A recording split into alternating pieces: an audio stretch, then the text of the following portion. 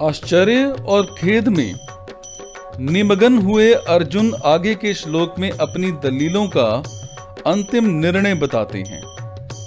अगर ये हाथों में शस्त्र अस्त्र लिए हुए धृतराष्ट्र के पक्षपाती लोग युद्ध भूमि में सामना ना करने वाले और शस्त्र रहित मुझे मार भी दें तो वो मेरे लिए बड़ा ही हितकारक होगा।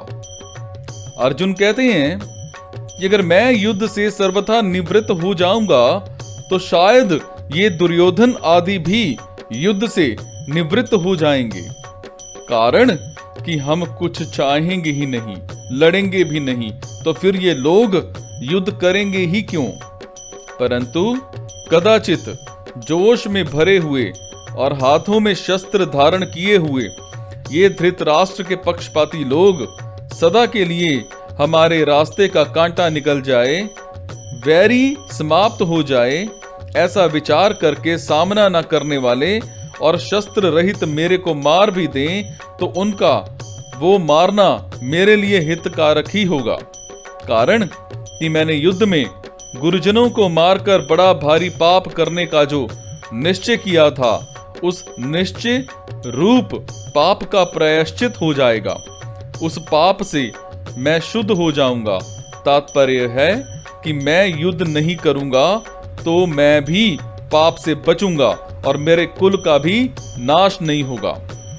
जो मनुष्य अपने लिए जिस किसी विषय का वर्णन करता है उस विषय का उसके स्वयं पर असर पड़ता है। अर्जुन ने भी जब शोकाविष्ट होकर 28वें श्लोक से बोलना आरंभ किया तब वे उतने शोकाविष्ट नहीं थे जितने वे अब शोकाविष्ट हैं। पहले अर्जुन युद्ध से उपरत नहीं हुए, पर शोकाविष्ट होकर बोलते बोलते अंत में वे युद्ध से उपरत हो जाते हैं और बाण सहित धनुष का त्याग करके बैठ जाते हैं। भगवान ने ये सोचा कि अर्जुन के बोलने का वेग निकल जाए तो मैं बोलूं, अर्थात बोलने से अर्जुन का शोक बाहर आ जाए, भीतर में कोई शोक बाकी ना रहे, तभी मेरे वचनों का उस पर असर होगा। अतः भगवान बीच में कुछ नहीं बोले।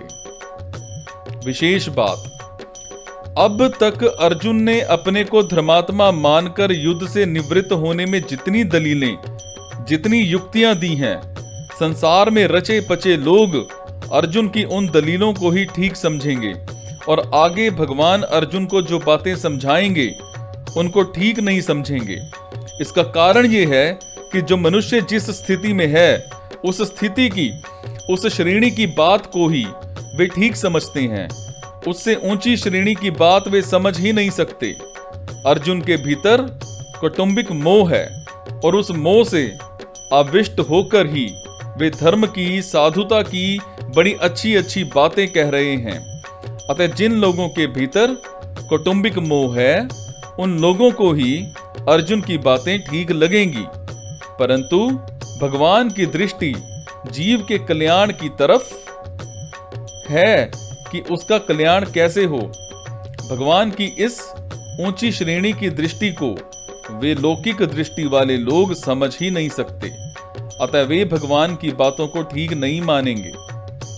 प्रत्युक्त ऐसा मानेंगे कि अर्जुन के लिए युद्ध रूपी पाप से बचना बहुत ठीक था, पर भगवान ने उनको युद्ध में लगाकर ठीक नहीं किया। वास्तव में भगवान ने अर्जुन से युद्ध नहीं कराया है, प्रत्युक्त उनको अपने कर्तव्य का ज्ञान कराया है।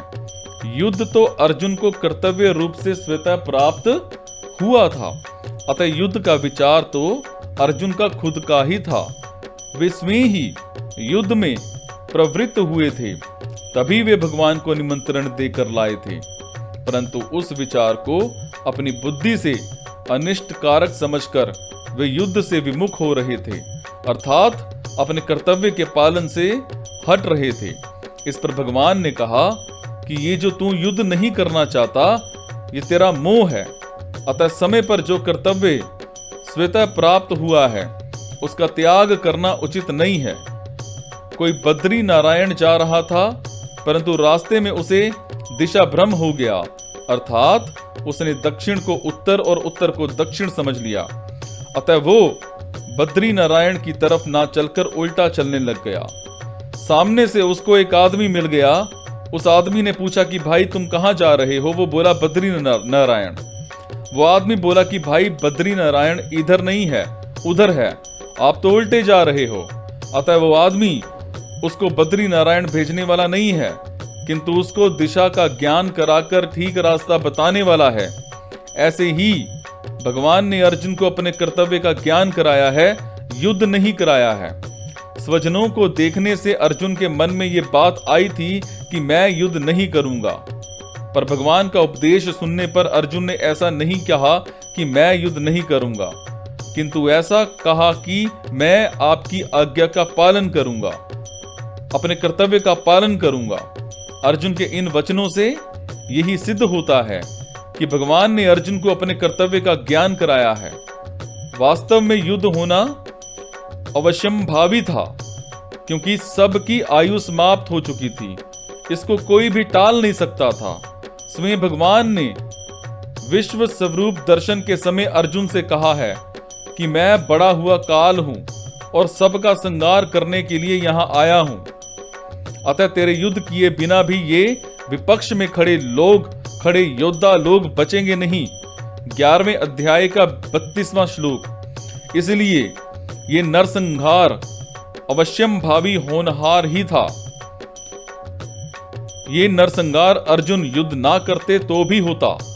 अगर अर्जुन युद्ध नहीं करते तो जिन्होंने मां की आज्ञा से द्रौपदी के साथ अपने सहित 5 भाइयों का विवाह करना स्वीकार कर लिया था, ये युधिष्ठिर तो मां की युद्ध करने की आज्ञा से युद्ध अवश्य करते ही।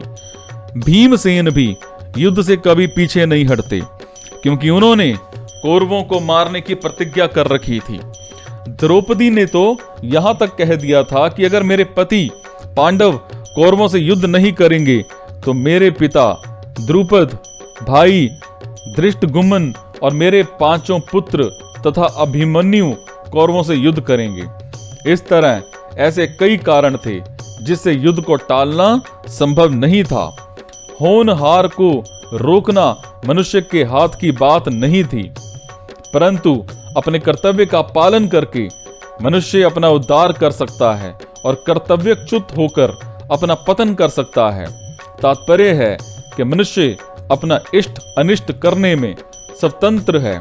इसलिए भगवान ने अर्जुन को कर्तव्य का ज्ञान कराकर मनुष्य मात्र को उपदेश दिया है कि उसे शास्त्र की आज्ञा के अनुसार अपने कर्तव्य के पालन में तत्पर रहना चाहिए, उससे कभी च्युत नहीं होना चाहिए।